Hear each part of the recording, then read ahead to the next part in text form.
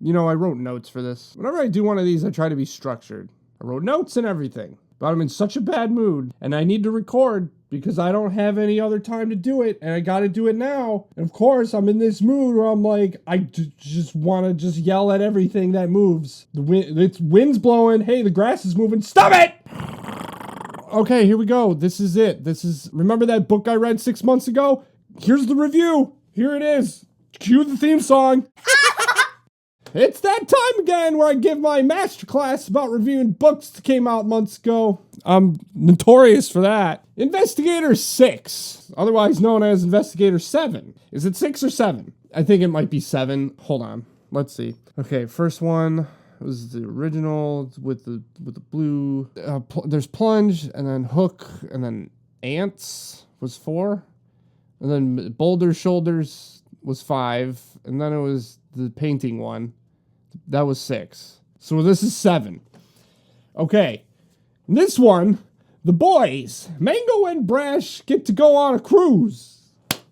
Hooray! And not for a vacation on the Royal Caribbean. No, they try to dig up some answers as to why a cruise ship has suddenly disappeared. The Coast Guard find a man stranded in the middle of the ocean, and all he can mutter is willy-nilly. He's like the InvestiGators universe of Hodor. And if you don't understand that reference, don't worry. You're probably better off not knowing it. So a watermelon calls a squash or something, and the investigators get to put on the case. They begin to break into a billionaire's business through a golden pipe of no return. It's where he poops. So enters Bill N. Dollars. This is One Piece. Got a middle initial. The clan of N. The owner, Bill N. Dollars, is the owner of the missing cruise line. And lo and behold, he just bought himself another one, just like those billionaires do.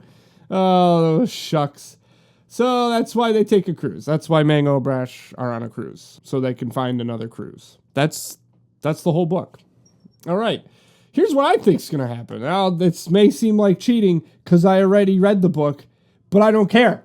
I don't care! These are notes from before. So I think Mango and Brash are going to dig up some dirty secrets about this $1 billion, and some heist will take place, and this billionaire will end up being a pirate somehow. Yeah, that sounds pretty good. Like, that'd be awesome.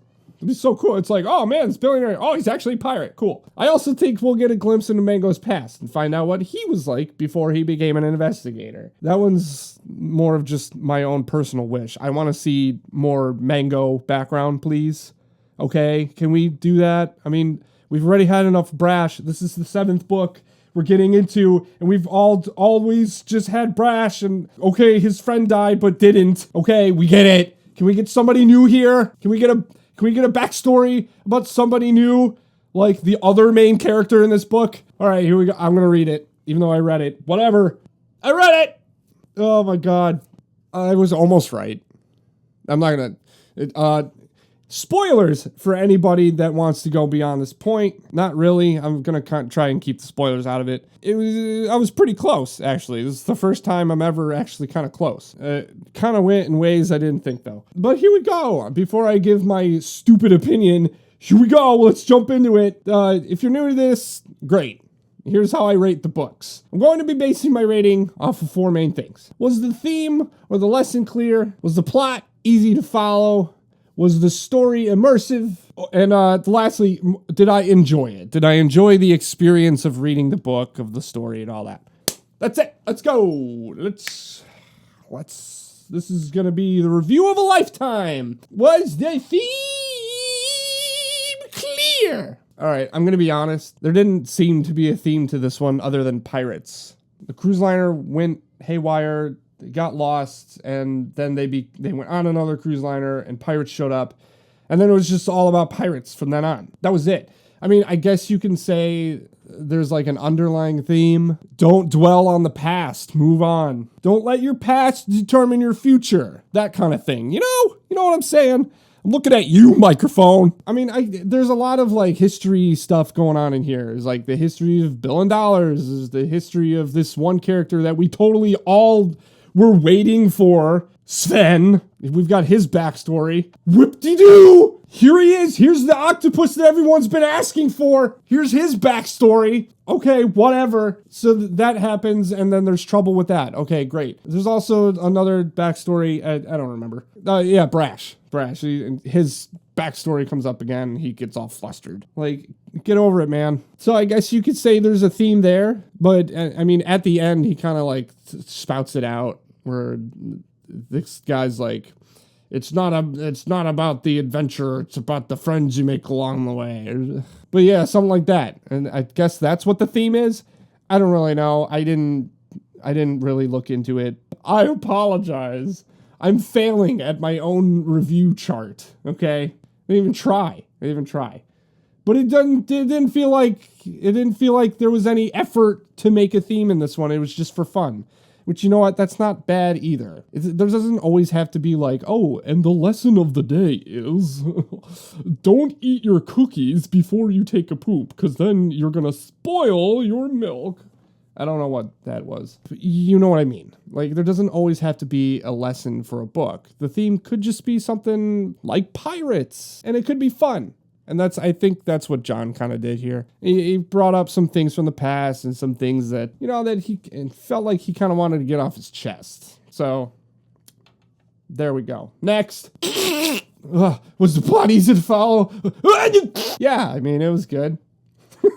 Go watch the first Pirates of the Caribbean movie.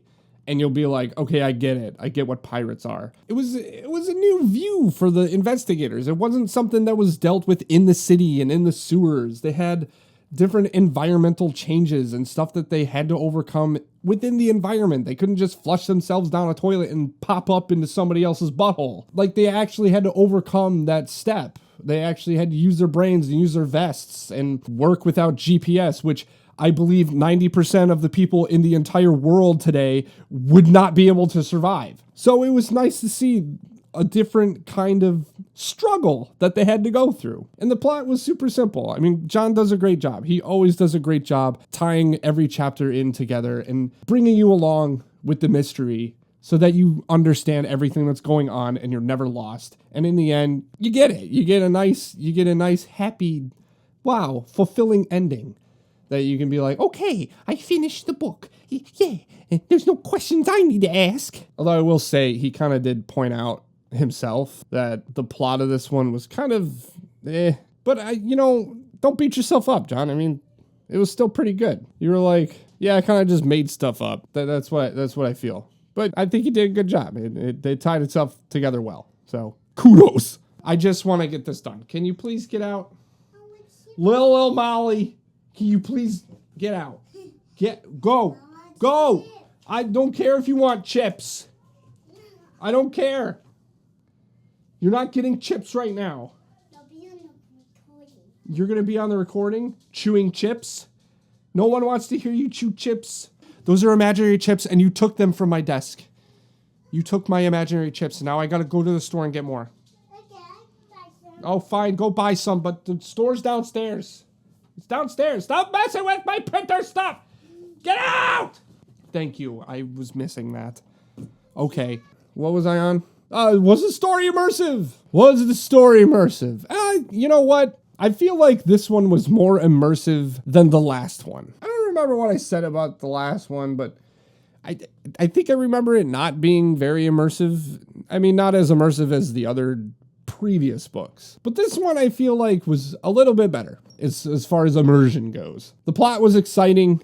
There was mystery. There was betrayal. There was a lot going on. And there wasn't too many new characters introduced. Not really. I mean, there was for the story, but he brought back a lot of old characters. He brought back characters that we haven't seen in a while, which I thought was kind of cool. Did it in a way I didn't expect. But you know what? He did it in a way that made sense. And I liked it. I liked what he did with that. The whole Sven thing kind of took me out of the story. I'm not going to lie about that. I was not interested at all in Sven's backstory and his cousin. I just don't care. Like, it's an octopus that makes our vests. That's all we have been given through 6 books, is that he just makes the vests. Like, I never cared about where he came from and what happened with his cousin. why was that in there? Besides that, like, yeah, I feel like John is getting back to the immersion that he got to before. And I'm excited to see where he goes from here, because it seems like he's setting up for something. By the way, speaking of, I feel like John's setting some stuff up that we don't see, and he knows, and he's like laughing in his wherever he lives, and he's like, I'm gonna fool all these fools. Anyway, oh God. Immersion, for the most part, I'll give it to you. Did I enjoy the experience? You going to tell me? I feel like I always cover this part, like whenever I'm talking about the other three. Yeah, I really enjoyed this book. This was a fun read. There was a lot going on, but not too much. I mean, besides the one part that I already talked about, I'm not going to reiterate what I've already ranted about. But I like the pirate theme. I like that he went with the pirate theme. He went with like a ghost theme, like ghost pirate ship, abduction, and it brought back like another mystery of like, oh, what's happening to this thing that we can't see and we have no information about. Even the little twist at the end. Like, when I first read it, I didn't think it was going to be that. I thought it was going to go a different way. And I'm like, you know what? You did a pretty good job there. Overall, I was very happy with what happened. I was happy with the book. I enjoyed from beginning to end. I enjoyed the jokes. And it wasn't so heavy. I'm breaking the fourth wall this time. So the jokes were more, cut and dry. This was the most underprepared for a video that I've ever had. Okay? I had nothing written down. I had nothing to go on. Everyone is screaming at me. I don't care. Shut up! Anyway, horse! I just saw that. It's written down. I don't know why I wrote that. So that was it. That's my review. What do I give this? Let's rate the book. Drum roll. What do I do?